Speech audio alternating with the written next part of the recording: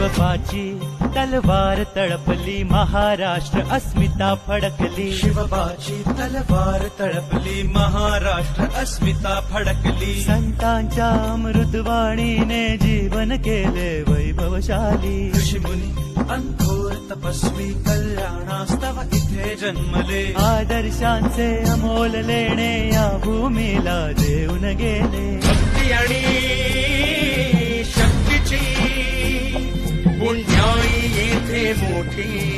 एक दिलाने उमटू दे जय घोष आज हा ओठी. दरी खोऱ्यातून नाद घुमले